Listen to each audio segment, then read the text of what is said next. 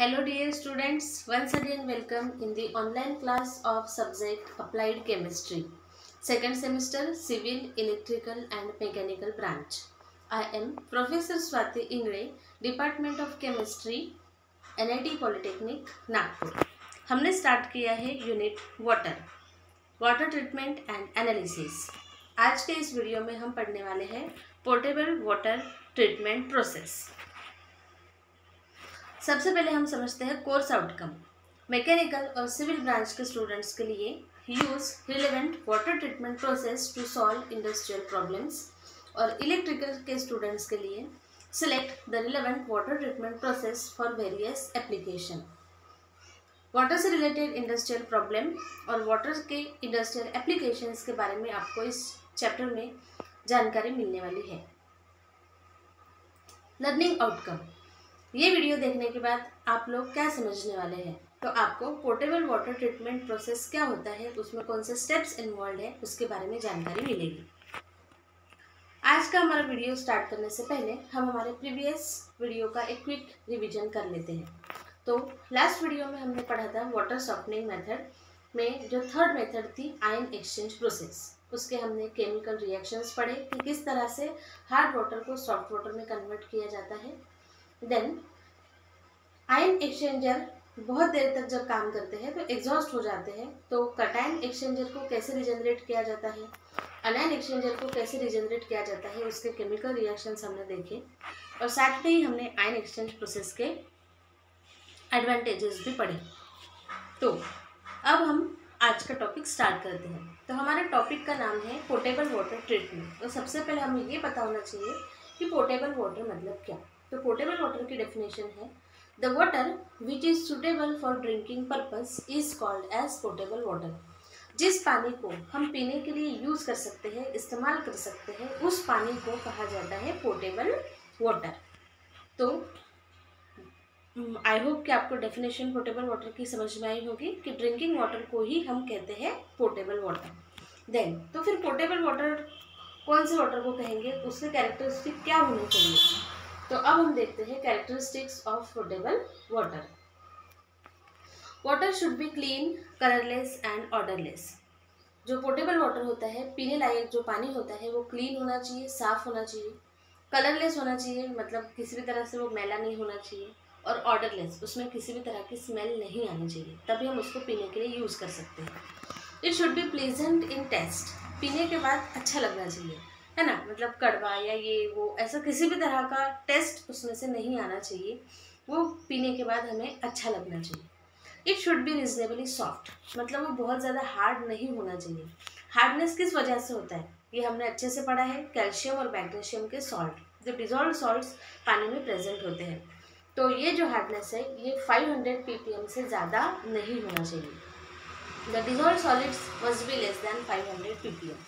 Then its turbidity should be less than 10 ppm. मैंने आपको last time बताया था कि टर्बिडिटी का मतलब होता है पानी का मटमैलापन, है ना। कभी कभी पानी एकदम साफ दिखता है, मतलब कांच के ग्लास में अगर हमने पानी रखा तो हमें आर पार का दिखेगा, तो उसको हम क्लीन वाटर कहेंगे। लेकिन कभी कभी क्या होता है कि पानी मटमैला होने की वजह से हम आर पार नहीं देख सकते, तो ऐसे वाटर को कहा जाता है टर्बिड वाटर। ये टर्बिडिटी जो है ये उसमें अगर कुछ क्ले डस्ट वगैरह है उसकी वजह से हो सकती है। तो पीने के पानी में जो टर्बिडिटी की लिमिट है वो है 10 ppm। 10 ppm से ज़्यादा टर्बिडिटी पानी में, पीने के पानी में नहीं होनी चाहिए। It should B free from disease producing micro organism. ये तो सबसे इम्पोर्टेंट पैरामीटर है ड्रिंकिंग वाटर के लिए, पोर्टेबल वाटर के लिए, कि it should B free from disease causing micro organism. उसमें किसी भी तरह के माइक्रो ऑर्गेनिज्म जिनकी वजह से अलग अलग बीमारियाँ फैलती है वो नहीं होनी चाहिए। तो ये हो गए हैं characteristic of portable water. Then अब हम पढ़ेंगे हमारा जो मेन टॉपिक है म्यूनिसिपल वाटर ट्रीटमेंट के बारे में। तो म्यूनिसिपल वाटर ट्रीटमेंट मतलब क्या।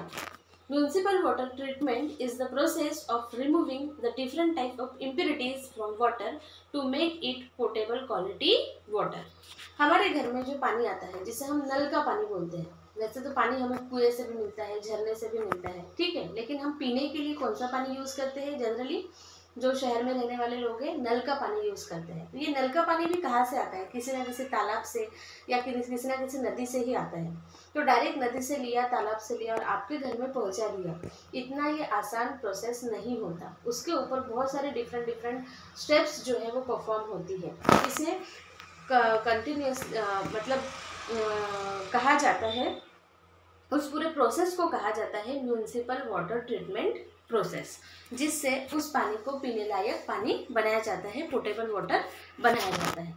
देन अब मैंने आपको म्यूनिसिपल वाटर ट्रीटमेंट के बारे में जब बताया, तब मैंने आपको बताया कि उस प्रोसेस में हम वाटर में डिफरेंट टाइप की इम्प्योरिटीज़ जो है वो हटाते हैं, different type of impurities from water to make it portable quality water. तो अब हमें ये पहले पता होना चाहिए कि वाटर में कौन से टाइप की इम्प्योरिटीज़ होती है। तो पहले हम वाटर की इम्प्योरिटीज़ के बारे में समझते हैं। तो पानी में 4 तरह की अशुद्धियाँ हो सकती हैं, 4 तरह की इम्प्योरिटीज़ हो सकती है। सबसे पहले को कहा जाता है सस्पेंडेड इम्प्योरिटीज। सस्पेंडेड इम्प्योरिटीज, ये ध्यान से समझेंगे। The impurities flowing in the water containing dust, sand, clay, leaves, twigs, garbage, plastics etcetera are called as suspended impurity. जो पानी के साथ बहती जाती है और थोड़े लार्जर साइज की होती है, जिसमें क्ले आ सकता है, सैंड आ सकती है, डस्ट आ सकता है, झाड़ की छोटी छोटी पत्तियाँ रहती है, उसके बाद ट्विक्स रहती है, कुछ किसी ने डाला हुआ कचरा रहता है, प्लास्टिक का मटेरियल रहता है। तो ये सारी इम्प्योरिटीज़ को कौन सी इम्प्योरिटीज़ कहा जाता है, सस्पेंडेड इम्प्योरिटीज़। देन दूसरे टाइप की इम्प्योरिटीज़ जो है that is called as dissolved impurity. इसके बारे में हमने पढ़ा है। The hardness producing dissolved salts are called as dissolved impurities. जो कैल्शियम और मैग्नीशियम के कार्बोनेट्स, बाइकार्बोनेट्स, सल्फर्स, सल्फेट्स और क्लोराइड्स पानी में होते हैं, उन्हीं को कहा जाता है डिजॉल्व्ड इम्प्योरिटी। तो इनको तो हम हार्डनेस रिमूव करने के जो मेथड पढ़े हमने, एक लाइम सोडा प्रोसेस, एक परम्यूटेट प्रोसेस और एक हमने पढ़ा आयन एक्सचेंज प्रोसेस, उससे रिमूव कर सकते हैं। देन थर्ड टाइप की इम्प्योरिटी जो है it is called as colloidal impurity. ये कुछ नया कंसेप्ट है। The impurities having particle size 10⁻⁻⁴ to 10⁻⁷ centimetre. ठीक है, ये ध्यान से समझेंगे। जो भी इम्प्योरिटीज़ होती है, ये इम्प्योरिटी, कोलाइडल इम्प्योरिटी आंखों से विजिबल नहीं होती, ये एकदम ही माइन्यूट होती है और ये पानी की सतह पे तैरती हुई नहीं रहती या ये पानी के बॉटम में बैठी हुई नहीं रहती। ये इम्प्योरिटी पूरे पानी में इक्वली डिस्ट्रीब्यूट रहती है और इसका जो पार्टिकल साइज है, मतलब माइक्रोस्कोप के अंदर जब हम इसको देखेंगे तो इसका जो पार्टिकल साइज होता है वो होता है in the range 10⁻⁴ to 10⁻⁷ centimetre. ऐसे इम्प्योरिटी को कहा जाता है कोलाइडल इम्प्योरिटीज। ये किस वजह से हो सकती है, जैसे रोटन लीव्स, झाड़ की पत्तियां पानी में गिरने के बाद वो किसी कारण में सड़ जाती है और छोटे छोटे टुकड़ों में डिवाइड हो जाती है और अगर उसका पार्टिकल साइज 10⁻⁴ to -7 में चला गया तो वो बन जाती है कोलाइडल इम्प्योरिटी। उसके बाद अलगी वगैरह जो कचरा होता है जिसका पार्टिकल साइज 10⁻⁴ to 10⁻⁷ सेंटीमीटर होता है, that impurity is called as colloidal impurity. Then last type की इम्प्योरिटी जो होती है उसे कहा जाता है बायोलॉजिकल इम्प्योरिटीज। ये बहुत ही इंपॉर्टेंट होती है। The disease producing microorganisms like bacteria, viruses, algae etcetera is called as biological impurity. पानी में जो माइक्रो ऑर्गेनिज्म होते हैं, कुछ जीवाणु होते हैं, कुछ विषाणु होते हैं, मतलब बैक्टीरिया होते हैं, वायरस होते हैं, किसी भी प्रकार की काई वगैरह होती है जिसकी वजह से बीमारियां फैल सकती हैं, ऐसे इम्प्योरिटीज को कहा जाता है बायोलॉजिकल इम्प्योरिटीज। तो हमारे म्यूनिसिपल वाटर ट्रीटमेंट प्रोसेस का मेन एम है कि ये सारे तरह की इम्प्योरिटी, मतलब suspended impurity, dissolve impurity, colloidal impurity, biological impurity को पानी में से हटाना है और उसे पीने लायक बनाना है। तो फिर म्यूनिसिपल वाटर ट्रीटमेंट प्रोसेस में कौन से स्टेप्स इन्वॉल्व होते हैं, तो देयर आर 4 इम्पॉर्टेंट। वैसे तो बहुत सारे स्टेप्स, एक्चुअल प्रोसेस जब हम देखेंगे तो उसमें बहुत सारे स्टेप्स होते हैं, लेकिन मेनली ये 4 स्टेप्स जो है वो बहुत इंपॉर्टेंट है। First is sedimentation, second is coagulation, third is filtration and fourth is sterilisation. ध्यान से समझेंगे। पहला जो है that is sedimentation, then second is coagulation, then filtration और लास्ट में होता है स्टरलाइजेशन। देन ये जो सेडिमेंटेशन और कोएगुलेशन प्रोसेस है, एक्चुअली ये साथ साथ में ही किया जाता है, मतलब at the same time sedimentation भी चालू होता है और at the same time coagulation process भी की जाती है। तो ये हमें डिटेल में हम एक एक जब पढ़ेंगे तब समझ में आएगा। आज के इस वीडियो में हम सेडिमेंटेशन प्रोसेस, कोएगुलेशन प्रोसेस और फिल्ट्रेशन प्रोसेस के बारे में पढ़ने वाले हैं। ये स्टरलाइजेशन जो है ये हम नेक्स्ट वीडियो में पढ़ेंगे। तो अब समझते हैं हम what is mean by sedimentation. तो सेडिमेंटेशन का मतलब होता है in this process the suspended impurities are removed. ध्यान से समझेंगे, इस मेथड से हम कौन सी इम्प्यूरिटी हटा सकते हैं? Suspended impurity. मैंने आपको बताया था वाटर में 4 तरह की इम्प्यूरिटी होती है, सस्पेंडेड, उसके बाद दूसरी होती है dissolve, then third is colloidal and fourth is biological. तो सेडिमेंटेशन प्रोसेस से हम कौन सी इम्प्यूरिटी हटा सकते हैं? हम हटा सकते हैं suspended impurities removed by the force of gravity by allowing the water to stay undisturbed for some time for several days।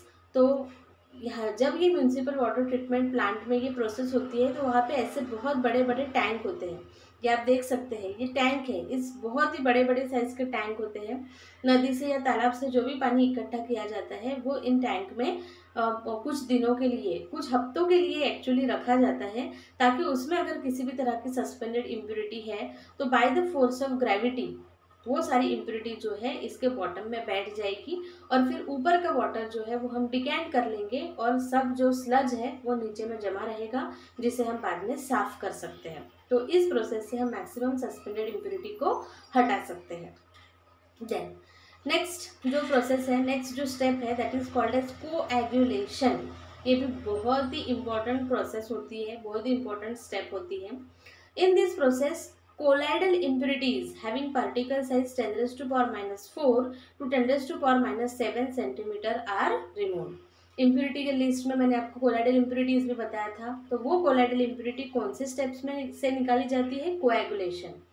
Are removed by adding certain chemicals called as coagulant. Coagulant नाम के कुछ chemical पानी में add किए जाते हैं, जिसके माध्यम से हम ये कोलाइडल इम्प्यूरिटीज को हटा सकते हैं। It is carried out along with the sedimentation. जैसे कि शुरुआत में ही मैंने आपको बताया, जब ये सेडिमेंटेशन की प्रोसेस शुरू होती है, ये टैंक में आप देख रहे हैं, ये पानी को कौन से प्रोसेस के लिए रखा है? सेडिमेंटेशन प्रोसेस के लिए रखा है, स्टैंड बाय पोजिशन में कुछ हफ्तों के लिए। एट द सेम टाइम उसमें कोएगुलेंट डाल दिया जाता है और वो कोएगुलेंट जो है वो कौन से प्रोसेस का काम करता है? कोएगुलेशन का काम करता है। वो कैसे करता है वो भी मैं आपको बताने वाली हूँ। पहले ये समझ लेते हैं कि कौन से सब्सटेंस को हम एज अ कोएगुलेंट ऐड करते हैं। The coagulants commonly use for this process are alum. Alum जिसका फॉर्मूला है K2SO4 Al2SO4 थ्राइस 24H2O। ये फॉर्मूला आपको याद रखना है क्योंकि इसके ऊपर एग्जाम में क्वेश्चन आता है। एलम, अब ये एलम क्या है आप लोगों को पता होगा, मराठी में इसे कहा जाता है तुरटी। तुरटी, मराठी में इसे कहा जाता है तुरटी और हिंदी में इसे कहा जाता है फिटकरी। हिंदी में इसे कहा जाता है फिटकरी। आई होप कि अब आप लोगों को समझ में आ गया होगा कि एलम मतलब क्या। तो आपने सबने ये तुरटी या फिटकरी देखी होगी, लेकिन कभी सोचा है क्या कि उसका केमिकल फार्मूला क्या होगा? तो उसका केमिकल फार्मूला है K2SO4 और Al2SO4 थ्राइस 24H2O। और दूसरा सब्सटेंस जो यूज़ किया जाता है that is ferrous sulphate FeSO4 7H2O। आप लोगों को पता होगा, हम जनरली घर में ये टेक्निक यूज़ भी करते हैं, स्पेशली इन रेनी सीज़न। जब बरसात का सीज़न होता है तो नल से जब घर में पानी आता है तो कभी कभी उसमें कुछ धूल मिट्टी वगैरह भी रहती है, तो मम्मी लोग क्या करते हैं कि पानी में फिटकरी घुमा देते हैं। पानी गुंडी में भरने के बाद या मटके में भरने के बाद उसमें फिटकरी घुमा देते हैं।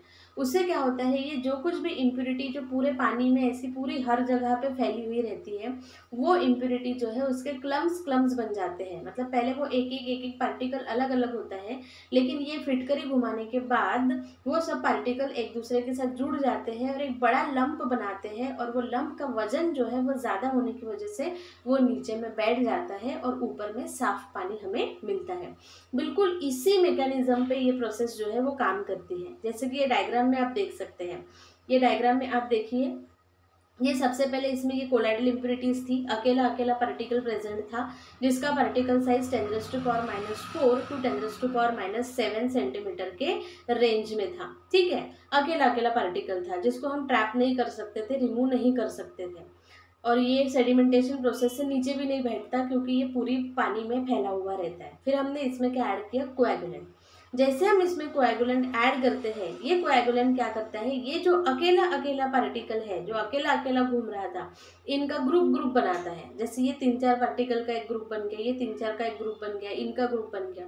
अब 3-4 पार्टिकल का जब एक ग्रुप बन जाता है तो उनका वजन बढ़ जाता है, वो वजन में भारी हो जाते हैं।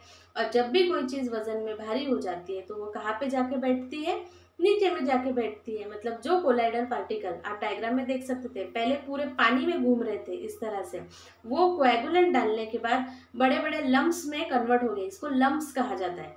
और ये जो कुछ भी लम्प है, इनका वजन जो है वो ज़्यादा होने की वजह से ये सेटल डाउन हो गए at the bottom of the tank. और फिर हम ऊपर का पानी जो है वो डिकैंट कर लेंगे और ये नीचे में जो स्लज फॉर्म हुआ है, ये स्लज जो है ये हम बाद में वॉश कर देंगे। तो it is the process of coagulation. ठीक है। देन नेक्स्ट जो स्टेप है, वेरी वेरी इंपॉर्टेंट स्टेप, उसका नाम है फिल्ट्रेशन। पहली स्टेप जो है that is sedimentation, second step is coagulation और थर्ड स्टेप जो है उसे हमने नाम दिया है फिल्ट्रेशन। तो इसके नाम से ही आप लोगों को पता चल गया होगा कि इस बार हमें पानी को क्या करना है, फिल्टर करना है ना।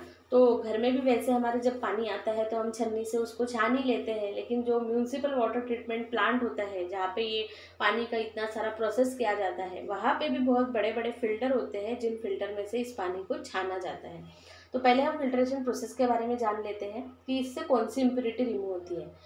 It is a process of removing insoluble colloidal impurities and some biological impurities by passing the water through a filter. अब हमने इसके पहले जो प्रोसेस पढ़ा कोएगुलेशन, इस प्रोसेस से हम मैक्सिमम कोलाइडल इम्प्योरिटीज जो है वो निकाल देते हैं।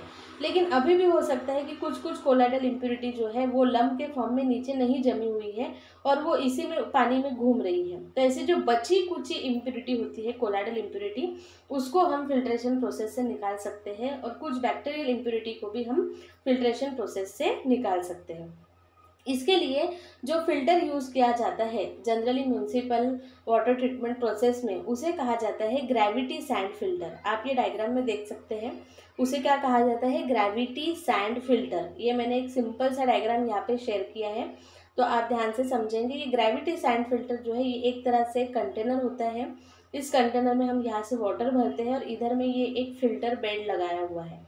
अब ये जो कुछ भी फ़िल्टर बेड है इसमें 3 लेयर होते हैं। कितने लेयर होते हैं, 3 लेयर। आप अच्छे से देखेंगे, ये जो फिल्टर है, देखिए यहाँ पे पूरा पानी है, यहाँ से हम वाटर जो है इसमें ऐड करेंगे तो ये इस तरह से पानी यहाँ पे चला जाएगा।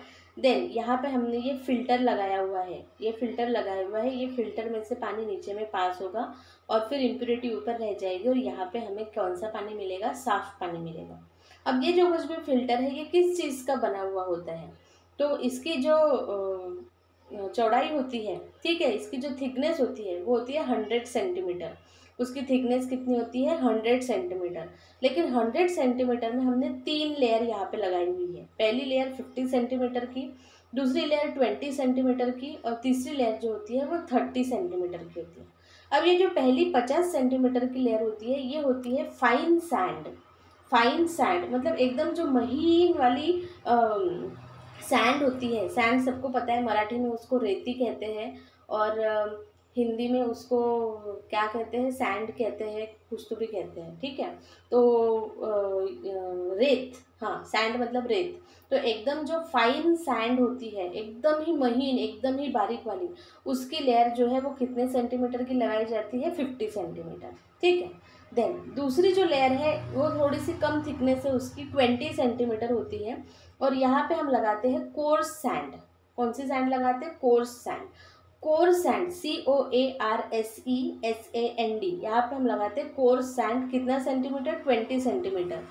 तो कोर्स सैंड का मतलब होता है जो एकदम बारीक भी नहीं है और एकदम मोटी भी नहीं है, इन बिटवीन जो मीडियम टाइप की रेत होती है उसके लेयर हम 20 सेंटीमीटर के लगाते हैं। देन उसके बाद 30 सेंटीमीटर की जो लेयर होती है it is of gravel. Gravel मतलब गिट्टी, गिट्टी सबको पता है, ठीक है। छोटे छोटे पत्थर जो है एकदम कॉम्पैक्ट एक दूसरे के पास रखे हुए हैं, इस तरह के हमने ये 30 सेंटीमीटर की ग्रेवल की लेयर जो है वो लगाई है। अब पानी जो है वो ये सैंड में से फिल्टर होगा, फिर ये कोर्स सैंड में से फ़िल्टर होगा, फिर ये ग्रेवल में से फ़िल्टर होगा। तो उसमें अगर किसी भी तरह की इम्प्योरिटी बची है, whether it is suspended impurity और बायोलॉजिकल इम्प्योरिटी और डिजॉल्व्ड इम्प्योरिटी, वो सारी इम्प्योरिटी ये फ़िल्टर में फंस जाएगी और यहाँ पे नीचे से हमें कौन सा वाटर मिलेगा, क्लीन वाटर मिलेगा। उसमें सिर्फ कौन सी इम्प्योरिटी जो है वो रहेगी, जैसे माइक्रो ऑर्गेनिज्म वगैरह जो है वो एकदम ही माइन्यूट होते हैं, तो वो इसमें ट्रैप नहीं हो सकते। लेकिन मैक्सिमम हर तरह की इम्प्योरिटी जो है वो हम ग्रेविटी सैंड फिल्टर से फिल्टर करके निकाल सकते हैं। तो आई होप कि आप लोगों को ग्रेविटी सैंड फिल्टर का मैकेनिज्म समझ में आया है। नाम से ही पता चल रहा है कि ये सैंड से बना हुआ है। इसमें 50 सेंटीमीटर फाइन सैंड, मतलब एकदम बारीक महीन वाली सैंड लगाई हुई है।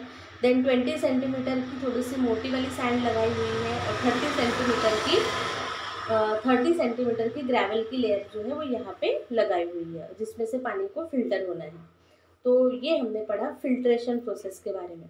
तो अब हम देखते हैं समरी कि आज के वीडियो में आपने क्या सीखा। तो आज आपने पोर्टेबल वाटर के कैरेक्टरिस्टिक पढ़े कि कौन से वाटर को हम पोर्टेबल वाटर कहते हैं। देन टाइप्स ऑफ इम्प्योरिटी, 4 तरह की इम्प्योरिटी होती है पानी में, suspended impurity, dissolve impurity, colloidal impurity and biological impurity. Then various steps in municipal water treatment process, उनके नाम पढ़े आपने, जैसे कि पहला स्टेप होता है सेडिमेंटेशन, उसके बारे में जानकारी ली। कोएगुलेशन, कौन से चीज़ को हम एज ए कोएगुलेंट ऐड करते हैं, वो कैसे काम करता है वो आपने समझा।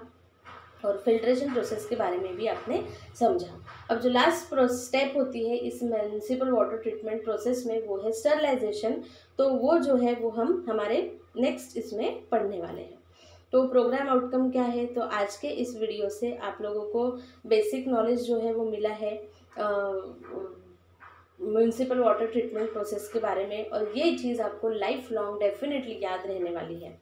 देन आपका असाइनमेंट रहेगा कि आपको पोर्टेबल वाटर के कैरेक्टरिस्टिक लिखने हैं, वाटर की इम्प्योरिटीज़ के टाइप्स लिखने हैं, म्यूनिसिपल वाटर ट्रीटमेंट प्रोसेस में जो डिफरेंट स्टेप्स इस वीडियो में डिस्कस किए हैं, जैसे कि सेडिमेंटेशन, कोएगुलेशन और फिल्ट्रेशन, उसके बारे में आपको जानकारी लिखना है। और जो 4th वाला स्टेप है स्टरलाइजेशन, वो हम हमारे नेक्स्ट टॉपिक में पढ़ने वाले हैं।